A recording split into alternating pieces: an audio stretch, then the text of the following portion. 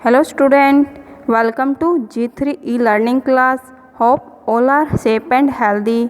Today in history class we will start chapter 3rd, that is the Roman Empire across 3 continents. Okay बच्चों जो Roman empire था it was the large empire, वो बहुत ही बड़ा large empire था क्योंकि इसके अंदर बहुत सारे रिलीजियंस थे, कल्चर था, ट्रेडिशंस थे, इस वास्ते it was called the large empire, इस वास्ते इसको लार्ज एम्पायर कहा गया था। और बच्चों it was the ancient Roman empire ही था which was spread the 3 continents, जो अकेला 3 कॉन्टिनेंट्स के अंदर आपका फैला हुआ था।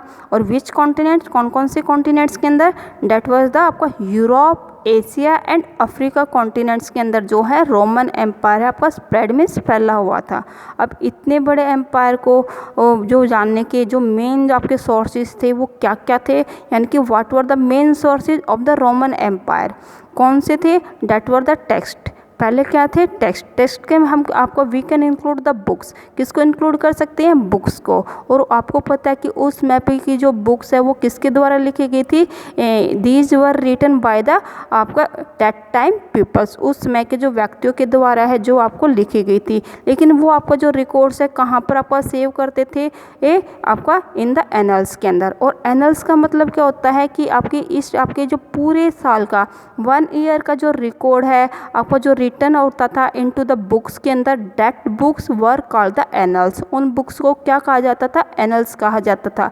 यानी कि आपका जो व्यक्ति है, जो आपके पीपल्स है, they wrote in the annuls, आपका ऑल द रिकॉर्ड को कहाँ पर सेव करते थे, इन द एनल्स के अंदर आपका सेव करते थे। और these annuls give the information about that time period. और जो हमारी जो ये एनल्स है हमें आज है इन्फॉर्मेशन देते हैं ऑफ दैट टाइम पीरियड, उस समय के टाइम पीरियड की। और second point is the document. Documents का मतलब होता है कि जो हमारे जो रिटर्न आपके जो वो डैट इज़ आपको जो दस्तावेज होते हैं, जैसे कि हमारे जो in the form of the inscription के फॉर्म के अंदर, या फिर डॉक्यूमेंट्स आपका पपायरस स्क्रॉल के ऊपर। आपने देखा होगा बच्चों जो पुराने समय में है जो वो राजा हैं वो क्या करते थे, फरमान है वो आपका जारी करते थे। एक आपका फरमान के ऊपर यानी कि किसी भी कपड़े के ऊपर या क्लॉथ के ऊपर है, बाय द स्पेशल आपका जो कलम के द्वारा या फिर आपका इंक के द्वारा वो आपका कुछ भी आपको रोट करते थे, जो लिखते थे उसको क्या कहा जाता था, फरमान कहा जाता था। और आपका और उन्हीं फरमानों को क्या कहा जाता था, पपायरस स्क्रॉल कहा जाता था। तो आपका विद द पपायरस स्क्रॉल के द्वारा या फिर उस समय के जो इंस्क्रिप्शंस के द्वारा we have the knowledge of that time period, उस समय की जो है हम जो नॉलेज है वो रखते हैं। Now come on the third point, that is the material remains, यानी कि उस समय की जो आपकी जो वस्तुएं हैं या फिर जो थिंग्स है जो आपकी उस समय पर अवेलेबल होने वाली जो हमारी कोई भी आपकी जो वस्तुएं होती हैं, जैसे कि उस समय पर बनी हुई जो बिल्डिंग्स है या फिर मोनूमेंट्स है, पोट्री है, या फिर उस समय पर आपके इंट्रोड्यूस्ड किए हुए जो क्वाइंस है, चाहे आपके सिक्के हैं, चाहे सोने के या फिर चांदी के, वो आपको give the information and to us, हमें इंफॉर्मेशन देते हैं अबाउट दैट टाइम पीरियड, उस समय के टाइम पीरियड की। तो दीज आर द मेन आपके जो सोर्सेज हैं that give the knowledge about the Roman empire के बारे में हमें नॉलेज देते हैं। और it is the main questions है that can be asked in your exam, वो आप जो कि आपका एग्जाम के अंदर पूछा जा सकता है। नो स्टूडेंट, उस समय पर जो मेन आपके दो पावरफुल जो एम्पायर थे वो कौन कौन से थे, डेट वर द आपका रोम एंड द ईरान। कौन से थे, या तो रोम एम्पायर था या फिर आपका ईरानियन आपका जो एम्पायर था। अगर हम रोम एम्पायर की बात करें, और भी मैंने आपको बताया कि जो रोम आपका रोमन है जो एम्पायर था it was the large empire. वो कैसा था, बहुत ही आपको लार्ज एम्पायर था। इसका जो स्ट्रेस था वो कहाँ से कहाँ तक फैला हुआ था, इसका जो एक्सटेंशन था वो कितना था, it was spread from the Spain in the Europe, यानी कि यूरोप कॉन्टिनेंट में स्पेन से लेकर के टू सीरिया तक इन द ईस्ट, यानी कि यूरोप के वेस्टर्न पार्ट में स्पेन से लेकर के आपके ईस्टर्न पार्ट में सीरिया तक आपका फैला हुआ था, अलोंग द मेडिटेरियन सी के साथ इन द अफ्रीका डेजर्ट को आपको टच करता हुआ। और इन द नॉर्थ साइड से जो इसकी जो बाउंड्रीज थी it was covered by the river Rhine, किसके द्वारा आपको कवर की गई थी, रिवर राइन के द्वारा एंड द डैन्यूब के द्वारा। और इन द साउथ आपकी साइड से it was captured, south side से किसके द्वारा आपको कैप्चर्ड किया गया था, it was captured by the Sahara desert. Now come on the Iran. अब आइए ईरान के ऊपर। और जो ईरान था इट वाज कंट्रोल द आपका एंटायर एरिया। जो इरेनीस आपका इरेनियन जो एम्पायर थे वो किसको कंट्रोल किए हुए थे? They control the entire area south of the Caspian sea, यानी कि कैस्पियन सी का जो साउदर्न आपका जो पार्ट था वो किसके द्वारा आपको कंट्रोल किया गया था?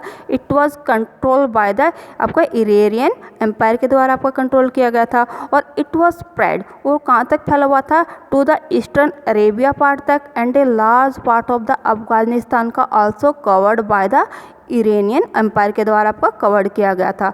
Now student, what are the different between the Rome empire and the Iranian empire? जो रोमन एम्पायर था इट हैड द आपका हाई डेंसिटी, वो कैसी डेंसिटी रखता था? High density of the population रखता था।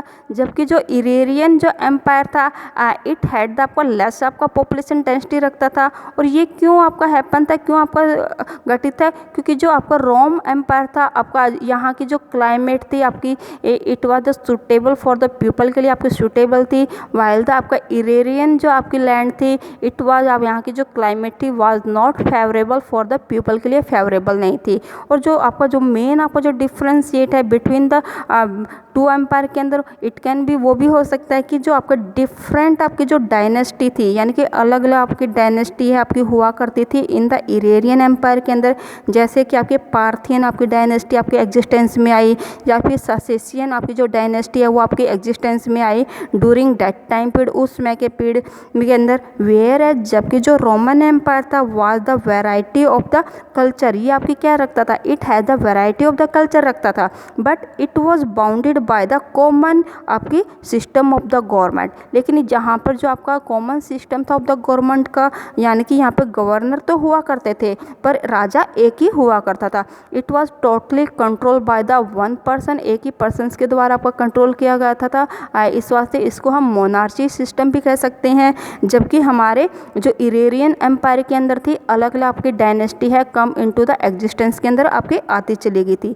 बच्चों जो हमारी जो रोमन एम्पायर की जो आपकी फेजेज है we can divide into the 3 phases, हम 3 फेजेज के अंदर आपको डिवाइड कर सकते हैं। First is the Roman monarchy, और इसकी जो टाइम लाइन है वो कहाँ से कहाँ तक है? डैट इज द 700 आपका 53 BC से लेकर के 509 BC तक की जो टाइम लाइन है it was called the Roman monarchy system. वो क्या कही गई? रोमन मोनार्ची सिस्टम कही गई। जबकि 506 BC से लेकर के 27 BC तक जो रोमन आपकी मोनार्ची थी इट बिकेम द रिपब्लिक, वो कैसे बन गई थी? रिपब्लिक बन गई थी। जबकि 27 BC से लेकर के 7 AD तक जो टाइम पीरियड था it was called the Roman empire, उसको क्या कहा गया? रोमन एम्पायर कहा गया।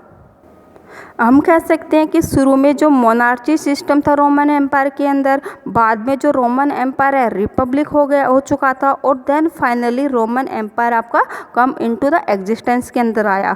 बच्चों जो रोमन एम्पायर था इट वाज डिवाइडेड, जो रोमन एम्पायर था इट वाज डिवाइडेड इनटू 2 आपका फेज के अंदर आपको डिवाइडेड किया गया। जो पहली फेज है वो क्या कही गई? अर्ली रोमन एम्पायर के नाम से जानेगी। और जो इसकी जो टाइम लाइन थी वो कितनी आपकी ये दिखाई गई, कितनी कही गई है? डैट इज द 27 BC से लेकर के 3rd AD तक की आपका जो टाइम पीरियड है इट वाज कॉल्ड द आपका अर्ली रोमन एम्पायर का टाइम पीरियड कहा गया। जबकि 4th AD से लेकर के 7 AD तक का जो टाइम लाइन है जो आपका टाइम पीरियड है इट वाज कॉल्ड द आपका लेट रोमन एम्पायर है वो कहा गया। बच्चों जो रोमन एम्पायर था जो इसके अंदर आपको मैनी लैंग्वेजेज वर आपकी स्पोकन की जाती थी, बट इन द आपका फॉर द एडमिनिस्ट्रेटिव आपका पर्पज़ के लिए, यानी कि एडमिनिस्ट्रेटिव आपका वर्क के लिए only Greek and the Latin आपकी जो लैंग्वेज थी वर यूज्ड, वो आपकी यूज्ड की जाती थी।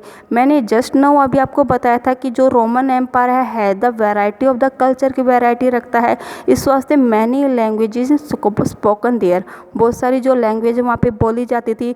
बट आपका जो मेन आपके जो एडमिनिस्ट्रेटिव आपके जो पर्पज़ के लिए, यानी कि आपके एडमिनिस्ट्रेटिव वर्क के लिए ओनली 2 लैंग्वेज वर यूज्ड, आपकी केवल 2 ही लैंग्वेज यूज़ की जाती थी। और कौन कौन सी लैंग्वेज थी? These were the Greek and the Latin.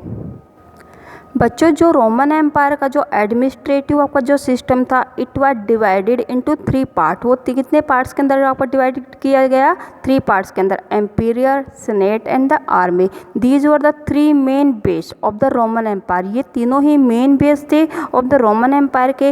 और एम्पीरियर आपको पता है डेट इज द सम्राट, यानी कि called the source of the authority. उसको क्या कहा जाता था? सोर्स ऑफ द ऑथोरिटी होता था, यानी कि ऑल सभी की सभी जो टोटली पावर किसके हाथ में थी? It was in the hand of the emperor. किसके हाथ में थी? एम्पीरियर के हाथ में थी। और जो आपका जो सीनेट का मतलब होता है, it was the body of the wealthy families, यानी कि जो उस समय पर एट दैट टाइम पीरियड पर जो वेल्दी जो पर्सन्स होते थे दे वर कॉल्ड द सीनेट। उनको क्या कहा जाता था? सीनेट कहा जाता था। और आपका they has became the powerful, वो पावरफुल बन गए थे आपका in the Roman Republic time period के दौरान। यानी कि जो सीनेट थे राजा को एडवाइस दिया करते थे। कोई भी डिसीजन मेकिंग जो पावर है आपको किसके हाथ में होती थी? It was in the hand of the senate के हाथ में in the time period of the Roman Republic के टाइम पीरियड के अंदर। और जो तीसरा हिस्सा किसका था? तीसरा हिस्सा आर्मी का था। और आपको पता है कि किसी भी आपके साम्राज्य के विस्तार के लिए, एक्सटेंशन के लिए जो आर्मी है it is the main base. वो क्या होती है? मेन बेस होती है।